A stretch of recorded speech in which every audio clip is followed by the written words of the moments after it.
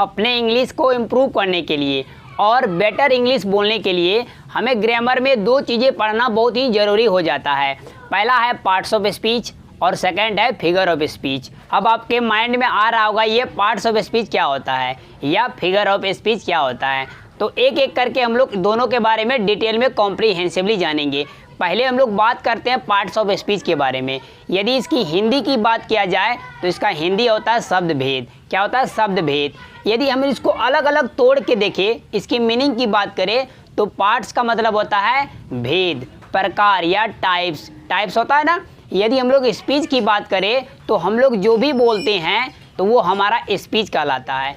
I think आपको समझ में नहीं आया होगा। तो स्पीच का कहने का मतलब है हम लोग कुछ भी बोलते हैं ना, दिन में हम अपने मदर टंग में बोलते हैं। तो स्पीच जो होता है किसी भी लैंग्वेज में हो सकता है। सपोज दैट कोई संस्कृत बोलता है तो वो संस्कृत में जो भी बोलेगा वो उसका स्पीच कहलाएगा।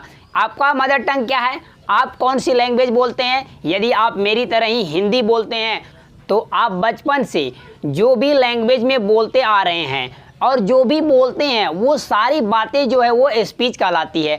अब ये स्पीच तो हमने समझ लिया। हम लोग क्या बोलते हैं, जो भी बोलते हैं वो होता है एक्चुअली क्या है, वो ग्रामेटिकली वो उसको सेंटेंस कहते हैं, एक वाक्य कहते हैं। सेंटेंस या क्लाउज हो सकता है। अब हम लोग को बात आती है सेंटेंस क्या होता है।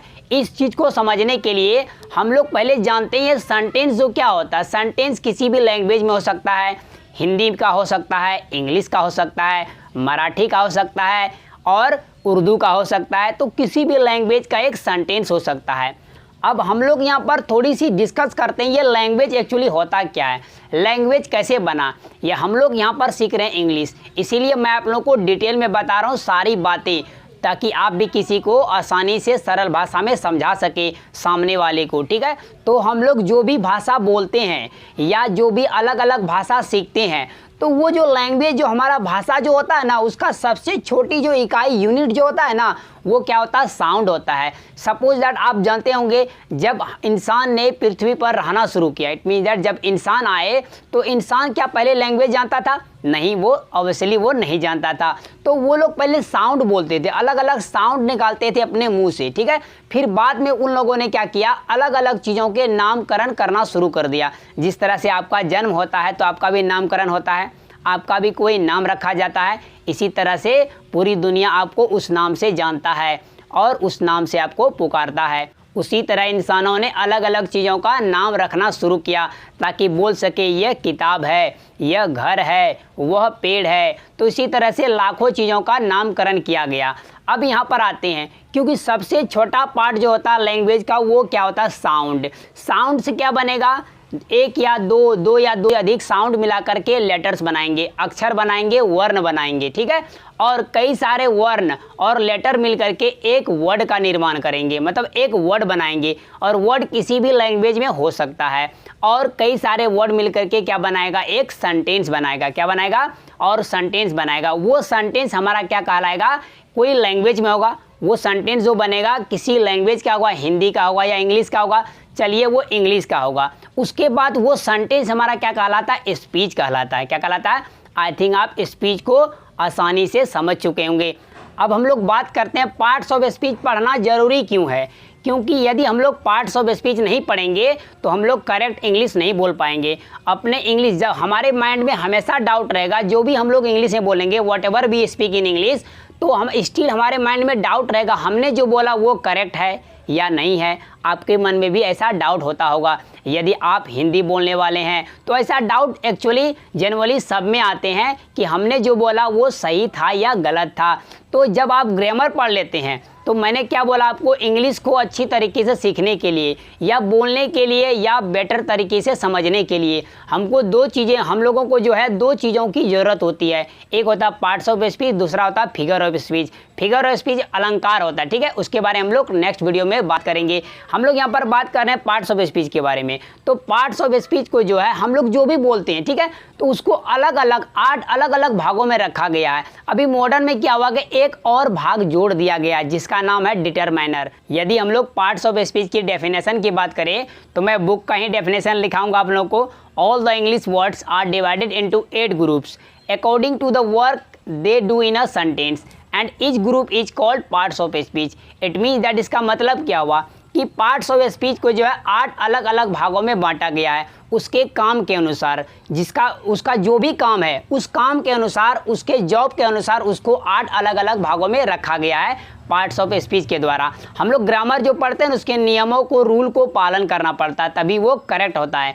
तो 8 अलग अलग वो कौन कौन से हैं? Noun, pronoun, adjective, verb, adverb, और वर्ब का करेक्ट प्रोनाउंसिएशन होता है वर्ब, आर साइलेंट होता है। आप लोग ये बहुत कमेंट करते रहते हैं सर इसका प्रोनाउंसिएशन ये होगा, मैं आप लोग को ऑलरेडी बता रहा हूँ। नेक्स्ट है प्रेपोजिशन, जिसको प्रीपोजिशन भी पढ़ते हैं, और उसके बाद है कंजक्शन और या कंजंक्शन और इंटरजेक्शन। ये 8 अलग अलग भागों में बांटा गया उसके काम के अनुसार। और जैसे कि मैंने आप लोग को स्टार्टिंग में बताया, डिटरमाइनर्स को भी मॉडर्न इंग्लिश में पार्ट्स ऑफ स्पीच में रख दिया गया है। यदि आपको इससे इरिटेशन हो रही है, खुजली हो रही है तो छोड़ दीजिए, हम लोग लेकिन पढ़ेंगे इसी में। बस बात याद रखिएगा, ये पार्ट्स ऑफ स्पीच में हम लोग पढ़ेंगे इसके बारे में, ताकि हम लोग अच्छे तरीके से जान सके। और एक बात दोस्तों, इंग्लिश का कोई पैर, हाथ, कान, मुंह नहीं होता है। इसका कोई पर्टिकुलर जो रूल बन गया है उसी रूल को हम लोग को फॉलो करना होता है। जरूरी नहीं इसको सिद्ध करके दिखाइए या प्रूव्ड करके दिखाइए मैथमेटिक्स की तरह, ऐसी बात नहीं है। तो हम लोग कुछ सेंटेंस लेते हैं और समझते हैं कौन वर्ब है, कौन नाउन है, कौन एडजेक्टिव है, कौन प्रेपोजिशन है, कौन कंजक्शन है। जिस तरह से एक सेंटेंस लेते हैं, I love my country. I love my country, मैं अपने देश से प्यार करता हूँ। इसमें जो पहला वर्ड है आई क्या एक प्रोनाउन है, और लव एक वर्ब है। उसके बाद वर्ड आया है माई क्या एक डिटरमाइनर्स है, क्या है एक डिटरमाइनर है। उसके बाद कंट्री हमारा नाउन है, किसी चीज़ का नाम है। तो सेंटेंस लेते हैं जिस तरह से she is working in the office. She is working in the office, she हमारा क्या प्रोनाउन है, इच हमारा हेल्पिंग वर्ब है जिसको सपोर्टिंग वर्ब भी कहते हैं, सहायक क्रिया कहते हैं हिंदी में। और वर्किंग क्या एक वर्ब है, और वर्किंग के बाद है इन दी, तो इन हमारा प्रेपोजिशन है और द हमारा आर्टिकल है, और ये डिटरमाइनर ही कहलाता है। इट मीन दैट ये डिटरमाइनर है और डिटरमाइनर आर्टिकल में ही आता है। जब मैं आप लोग को डिटरमाइनर्स पढ़ाऊंगा तब आपको बताऊंगा डिटेल में। उसके बाद ऑफिस, ऑफिस हमारा क्या एक नाउन हो गया। वेल दोस्तों, आज के वीडियो में यहीं तक। वेल दोस्तों, हम लोग नेक्स्ट वीडियो में हर एक पार्ट्स ऑफ स्पीच को कॉम्प्रिहेंसिवली पढ़ेंगे और उसके बारे में डिटेल में जानेंगे। यदि इसमें आपको पार्ट्स ऑफ स्पीच में और उसके टाइप्स में कोई प्रॉब्लम है तो राइट कीजिए कमेंट बॉक्स में। कमेंट बॉक्स आप ही लोगों के लिए है। एग्जाम्पल तो मेरे पास ढेर सारा है आप लोगों को समझाने के लिए, पर फिर भी वीडियो ज़्यादा लंबा हो जाता है, इसीलिए मैंने शॉर्ट वीडियो बनाया। आपको प्रॉपर नॉलेज देने की कोशिश की है पार्ट्स ऑफ स्पीच क्या होता है। आई होप आपको वीडियो पसंद आई होगी। यदि आपको अच्छी लगी तो एक लाइक कर दीजिए, साथ ही साथ मेरे चैनल को सब्सक्राइब कर ले और सबसे बड़ा एक बेल आइकन उसको भी हिट कर ले, ताकि मेरा हर एक लेटेस्ट वीडियो की नोटिफिकेशन बिल्कुल टाइम पर मिलती रहे। Thanks for watching video friends.